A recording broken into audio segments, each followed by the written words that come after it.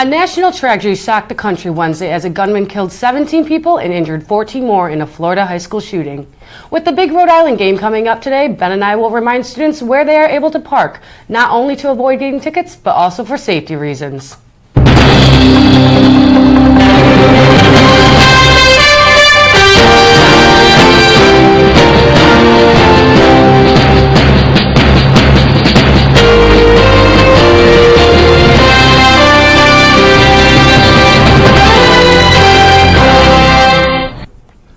Good morning, I'm Ben Solnick. Thanks for joining us here on SBU-TV this Friday morning. And I'm Maya Capolino. Tragedy struck Wednesday when a high school shooting happened in Florida. 17 people died and at least 14 injured Wednesday afternoon. The Parkland, Florida massacre is the deadliest high school shooting in the United States history. CNN's Kung La has the story. Just 24 hours after the deadliest school shooting since Newtown, the young shooter appeared in court, emotionless, facing 17 counts of premeditated murder. He's a broken human being. He's a broken child. Beloved staff and young students are among the dead in what had been Florida's safest city. We had an athletic director, campus monitor, who responded immediately when there were signs of trouble in the school. Unfortunately, those two heroes gave their lives for our kids. Assistant football coach Aaron Feist reportedly threw himself in front of children to block them from the bullets, saving countless lives, but losing his own. Armed with only cell phones, students recorded dramatic video as a massacre unfolded. And evacuations took place. Many who escaped are trying to cope with what they saw. I've heard a young man crying for his mother dying. And the shocking loss of those they will never see again. I thought at the beginning that this was it was all a drill, it was just a drill, until I saw my teacher dead on the floor. According to police, crews confessed to the shooting. A candlelight vigil was held yesterday to remember the victims. Maya and I looked into student parking for tonight's game versus Rhode Island. We got the details on how students can avoid getting parking tickets and safety and securities plans for game day parking in case of an emergency. Are you tired of seeing these? Me too. With the big Rhode Island game coming up today, we don't want you to get fined. I spoke with school officials to really dive in and understand what students should do with parking on game days. I talked to Steve Mest with SBU Athletics about how they communicate to students about where to park on game days. How do we communicate? Notice boards, emails, social media. We try to use every single platform that we can to reach everyone that we can because we know that people communicate differently. Students are able to park by the tennis courts, behind Murphy and Plasman, along with Shea and Laughlin Halls. Director of Safety and Security, Gary Segru, informed me why it's important to park in these areas for safety reasons. Should another incident develop which would require the services of first responders, a traffic plan is in place. Those agencies are requested to come in to campus from Layler Drive down the center of campus to the Riley Center. An incident report plan is in place for tonight's Rhode Island game. Security will be blocking traffic early this morning in preparation for tonight's parking. Maya Capolino, SBU-TV. Bonabus transportation will be provided for students starting at 5 p.m. tonight, picking up students at townhouses, gardens, and the corner of 5th and Main Street in Allegheny. Pothole season is frustrating and inconvenient. We live in Western New York, meaning our weather patterns make it unavoidable. SBU-TV's Katie Tiersek explains when you should expect the roads to be patched. Yep, it's pothole season. You live in Western New York and it gets cold and the ice water gets under the roads, it buckles the roads, that's where the potholes come from. Unfortunately, pothole season is unavoidable. Blacktop plants determine when patching gets done. They generally don't open until April or May, and so we can't do hot patching of potholes until they open, and they've been opening later in the year, even though like the weather is breaking early in the year. For now, a process called cold patching is used to temporarily fill in the potholes. Our blacktop plant is there, so a lot of heavy truck traffic is driven on Constitution Avenue. That's what causes the road to break down more than usual, and Olean's Director of Public Works says that this road is going to become top priority this summer. When you hit potholes, it stresses everything in the front end and some of the suspension in the back end. All depends on, which tire contacts the hole and how hard. Think of it as like a ball and socket, kind of like a elbow joint. Ring says cost of the street's maintenance comes from their general fund, which is made up of local and state taxes. Katie Tursek, SBU-TV. Ring says they prioritize fixing the busiest roads by using a street rating system. The hashtag No Casualties campaign is the movement that's sweeping St. Bonaventure. Its goal is to end casual racism and all forms of discrimination across campus. SBU-TV's Emily Weber met with a student leader and Dr. Tracy Schrems to learn more about what this means for the university. You know I will stand behind Students have come together with Professor Tracy Schrems to start this movement. Student leader Ethan Pryor tells us how he came up with the name.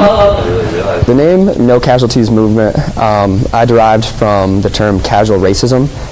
Casual racism is a term that kind of just speaks towards the idea of making insensitive jokes and kind of more ignorant comments that aren't always viewed to be racially insensitive. And so the No Casualties title is just referring to the fact that we are opposed to having anybody be a casualty to this type of racism. Dr. Schrems told us why this is so important to her.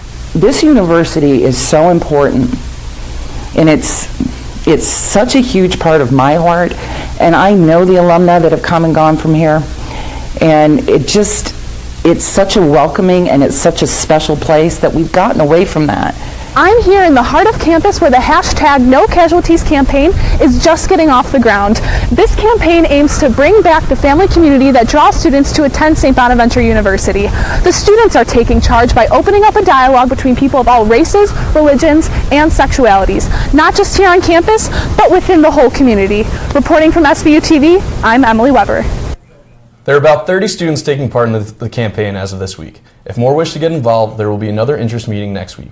Dr. Schrems says to watch for the date on the campus notice board and social media. Today is the first Friday of Lent. Lent is marked by fasting and other acts of penance. SBU-TV's Aaron Lanahan and Mariah Marrero asked students and faculty what Lent means to them. I'm here at the St. Bonaventure University Chapel, where students on Wednesday got ashes on their forehead to celebrate the beginning of the Lent season. I talked with Father Ross and other students about the importance of Lent to them and what they're giving up this year. To me, Lent's important to me because it's just a new start, especially like in a faith journey that it goes all the time. Lent is like a new beginning to experience our faith in a new and complete different way. Ash Wednesday marks the beginning of Lent and continues for 40 days until Easter Sunday. On this day, Catholics attend Mass and get ashes in the form of a cross on their forehead, symbolizing their humanity. It is a common practice for people to give up something for this 40-day period. While many people worry about what they could be sacrificing during this time, Father Ross has a few words to ease that anxiety. And I would advise people to remember that this is about something in the future that you will enjoy much more deeply if you make the commitment to the sacrifice now.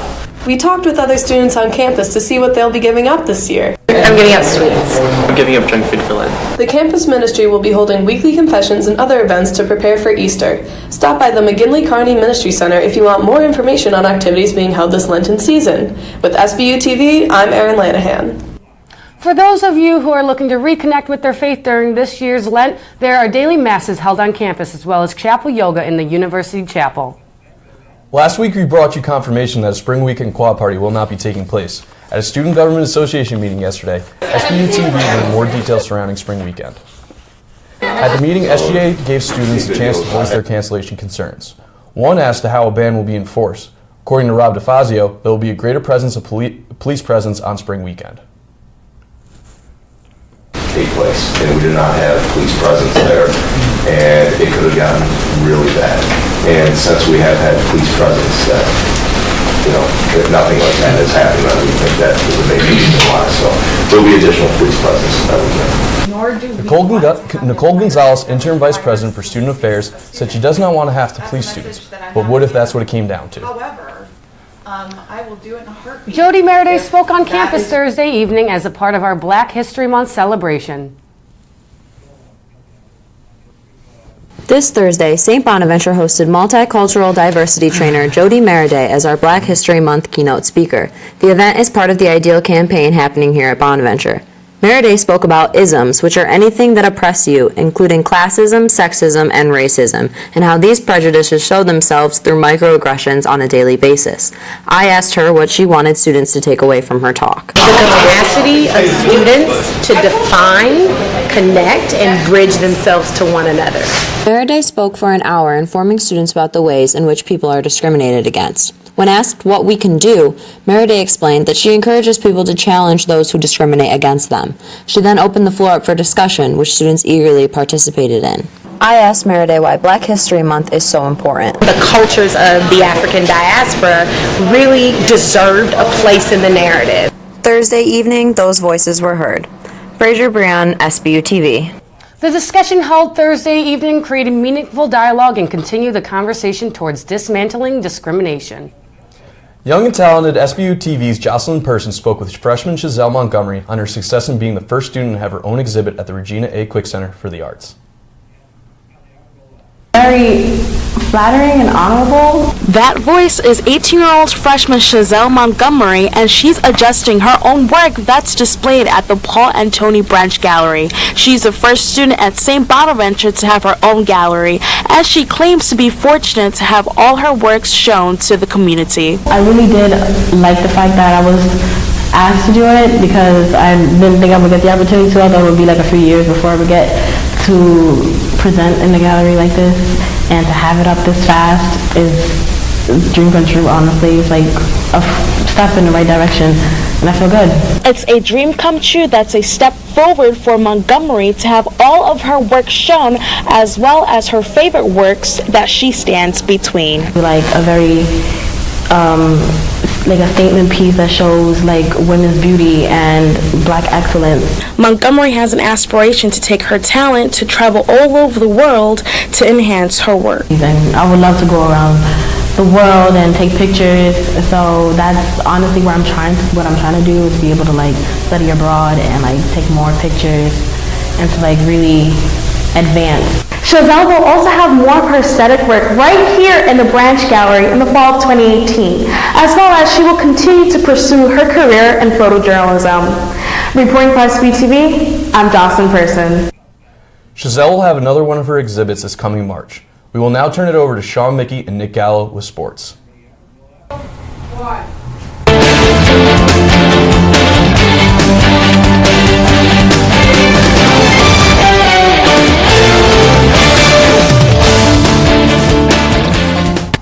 Thank you for joining us for SBU-TV Sports.